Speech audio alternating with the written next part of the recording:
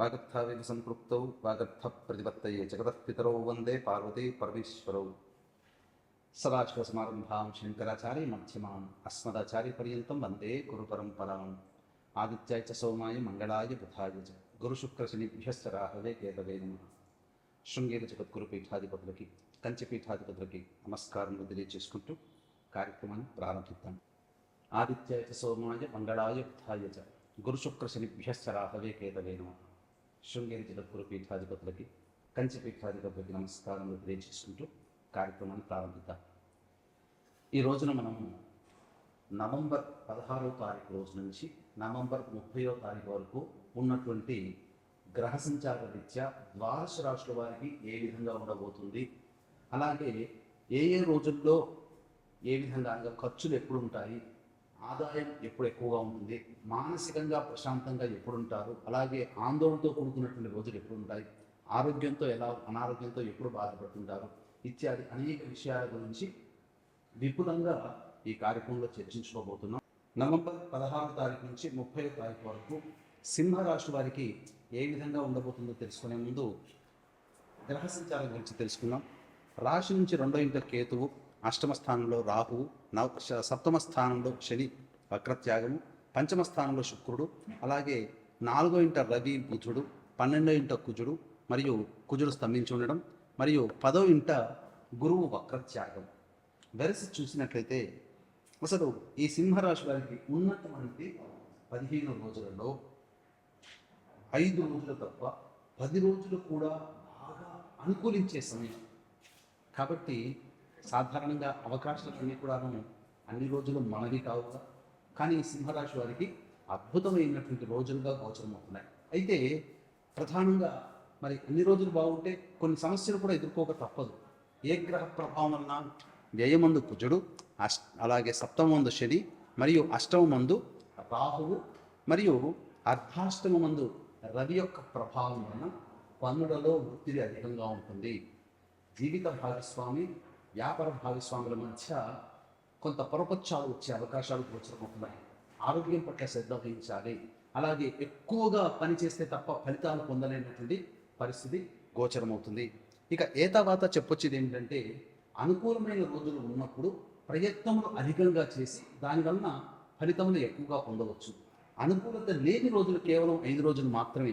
ఈ 5 రోజులు కొంత కష్టపడ్డ మిగతా రోజులన్నీ కూడాను మీరు దైవానుగ్రహంతో ముందడుగు వేయవచ్చు. అయితే ఇక్కడ గమనించాల్సినటువంటి అంశం ఏంటంటే, రోజులు బాగున్నా గ్రహ సంచారం అనుకూలంగా లేని కారణం చేత కొన్ని సమస్యలు తప్పవు. ముఖ్యంగా ఎఫ్ఎంసీజీ రంగంలో, రెస్టారెంట్ బిజినెస్లు, educational institutions, hotel industry, restaurant బిజినెస్లో ఉన్న వాళ్ళు, అలాగే సూపర్ మార్కెట్లో ఉన్నటువంటి వాళ్ళు, వీళ్ళకందరికీ కూడా లాభదాయకమైనటువంటి పరిస్థితులు గోచరమవుతున్నాయి. ముఖ్యంగా తీర్థయాత్రలు చేసే అవకాశాలు సింహరాశి వారికి గోచరమవుతున్నాయి.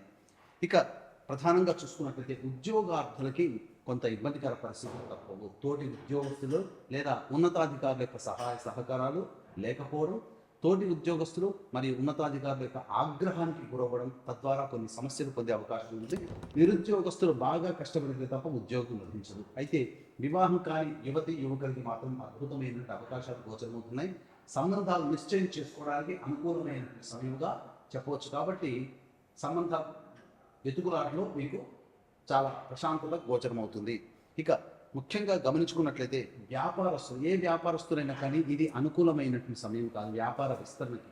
కాకపోతే వ్యాపార విస్తరణకి ఏ విధంగా చేసుకోవాలనే ప్రణాళికలు ఆలోచించడానికి మాత్రం, ప్రణాళికాబద్ధంగా ముందడుగు వేయడానికి మాత్రం అనుకూలమే, కానీ వ్యాపార విస్తరణకి తగు సమయం మాత్రం కాదు. ఇక రైతులు కనుక చూసుకున్నట్లయితే భూగర్భ గనులు, శాఖకు సంబంధించినటువంటి వాళ్ళు, అనగా మైనింగ్ వ్యాపారస్తులకి కష్టంలో తక్కువ. రైతులు కూడా ఉన్నటువంటి పంటలనే మీరు వేసుకోండి. మీకు బాగా తెలిసిన పంటలనే మీరు నడుపుకోండి. ఎందుకనంటే కొత్త కొత్త పంటల జోలికి వెళ్ళినప్పుడు ఆశించిన మేర మీరు దిగుబడిది లాభాల బాటలో ప్రయాణింప చేయలేరు. కాబట్టి ఉన్న పంటలు మీకు తెలిసిన జ్ఞానం ఉన్నంత వరకే ఆ పంటలు వేసుకునే ప్రయత్నం చేయండి. ఇక విద్యార్థులకి చూసుకున్నట్లయితే ప్రధానంగా విద్యార్థులకి అనూహ్యమైనటువంటి అవకాశాలు గోచరమవుతున్నాయి. అధ్యాపకులు కనుక ప్రొఫెసర్స్ యొక్క సహాయ సహకారాలతో మీ సమస్యల్ని పరిష్కరించుకుంటారు. ముఖ్యంగా కోరుకున్న చోట మీకు సీట్లు లభించే అవకాశాలు కూడా గోచరమవుతున్నాయి. అయితే ఏ తర్వాత ఈ కుజ శని రాహు రవిల యొక్క అనుగ్రహాన్ని కనుక పొందినట్లయితే చాలా మటుకు శుభ ఫలితాలు పొందుతామని చెప్పవచ్చు. అయితే ఈ యొక్క 16వ తారీఖు నుంచి 30వ తారీఖు వరకు ఏ రోజుల్లో ఏ విధంగా ఉండబోతుంది, ఖర్చులు ఎట్లా ఉంటాయి, ఆదాయం ఎలా ఉంటుంది, ప్రశాంతత ఎప్పుడు ఉంటుంది అనే విషయాన్ని తెలుసుకునే ముందు వీక్షించేటువంటి ప్రేక్షకులకి గమనిక. ఈ యొక్క నవంబర్ 15వ తారీఖు రోజున కార్తీక పౌర్ణమి సందర్భంగా పరమేశ్వరుడు సాక్షాత్తు త్రిపురాసురానికి సంబంధించినటువంటి క్షేత్రం త్రిపురాంతకం.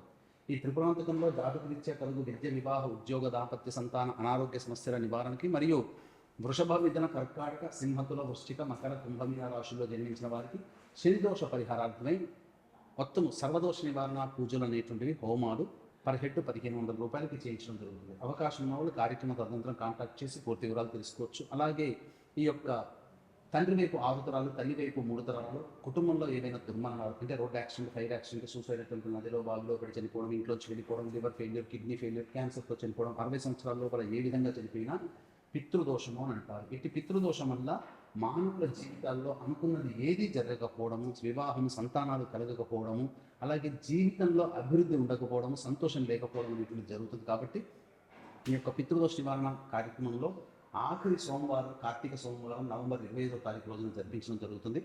అవకాశం ఉన్న వాళ్ళు కార్యక్రమ తదనంతరం కాంటాక్ట్ చేసి పూర్తి వివరాలు తెలుసుకోవచ్చు. ఇక వివరాల్లోకి వెళ్ళినట్లయితే 16, 17 తారీఖుల్లో మీ యొక్క ఉద్యోగంలో మీరు అభివృద్ధిని పొందుతారు. అనగా నిరుద్యోగస్తులకి ఉద్యోగం లభిస్తుంది. ఉన్నతాధికారుల యొక్క సహాయ సహకారాలతో మీరు ముందుకు సాగుతారని చెప్పవచ్చు. ఇక 18, 19, 20 తారీఖుల్లో కనుక చూసుకున్నట్లయితే అన్ని రంగాలలో ఉన్నటువంటి వారికి అవకాశాలు పుష్కలంగా లభిస్తాయి, సందేహమే లేదు. అన్నింటా విజయాన్ని పొందుతారు. ఇక 21, 22వ తారీఖుల్లో ఖర్చులు అధికంగా ఉంటాయి, మానసిక ప్రశాంతత లోపిస్తుంది, ఒక జిగ్జాగ్ లాగా అనిపిస్తుంది, ఏ పని చేయాలన్న ఆసక్తి ఉండదు. 23, 24, 25 తారీఖుల్లో పెండింగ్లో ఉన్నటువంటి పనులన్నీ పూర్తి చేసుకుంటారు, విందులు వినోదాల్లో పాల్గొంటారు, కుటుంబ మిత్రులతో, సభ్యులతో ఆనందంగా గడుపుతారు అని చెప్పవచ్చు. 26, 27 తారీఖులో కనుక గమనించినట్లయితే కుటుంబంలో సభ్యులతో వాగ్వివాదాలు చోటు చేసుకుంటాయి, పంటికి సంబంధించిన సమస్యలతో బాధపడతారు, ముఖ్యంగా ధనము ఖర్చు అవుతుంది. ఇక 28, 29వ తారీఖుల్లో చూసుకున్నట్లయితే రాని బాకీలు వసూలు అవుతాయి, బంధుమిత్రుల సహాయ సహకారాలతో మీ యొక్క అవసరాన్ని పూర్తి చేసుకుంటారు, తద్వారా ఆనందంగా ఉంటారు. ఇక 30వ తారీఖు రోజున వాహనం నడిపేటప్పుడు జాగ్రత్తలు పాటించాలి, ఖర్చులు కూడా అధికంగా ఉన్నాయి, గోచరమవుతున్నాయి. కాబట్టి ఏ తర్వాత చెప్పొచ్చేది ఏమిటంటే 21, 22, 26, 27, 30 తారీఖుల్లో ప్రశాంతత లేని జీవితంతో పాటు ఖర్చులు కూడా అధికంగా ఉంటాయి. కాబట్టి ఖర్చులను వాయిదా వేసుకోవడం, ఖర్చుల శాతాన్ని తగ్గించుకోవడం కనుక చేస్తున్నట్లయితే మరింత మెరుగైన ఫలితాలు పొందుతారని చెప్పొచ్చు. ఈ యొక్క సింహరాశిలో జన్మించినటువంటి వారు ప్రతిరోజు సూర్యుడికి నమస్కారం, సూర్యాష్టకం 6 సార్లు పారాయణం చేయడం, అలాగే రాహుకాలంలో కాలభైరవాష్టక పారాయణం రోజుకి 3 సార్లు కనుక పారాయణం చేసినట్లయితే చాలా మటుకు సమస్యలు అనేటువంటి తీరుతాయి. ఈ యొక్క చెప్పినటువంటి ఫలితాలు గోచార రీత్యా మీ రాశికి సంబంధించినటువంటివి. మీ యొక్క జన్మకుండలి రీత్యా అనగా సమస్యలు అధికంగా ఉన్నట్లయితే మీ యొక్క జన్మకుండలి రీత్యా జన్మల లగ్నాత్తు ఉన్నటువంటి గ్రహాల యొక్క స్థితిగతుల యొక్క ప్రభావం అని గమనించి దగ్గరలోని మంచి ఉపాసనాపరులైనటువంటి జ్యోతిషం కనుక సంప్రదించినట్లయితే తప్పకుండా మెరుగైనటువంటి పరిస్థితుల్లో మీరు ఉంటారని తెలియజేసుకుంటూ సర్వం శ్రీ ఉమామహేశ్వర పరబ్రహ్మార్పణమస్తు.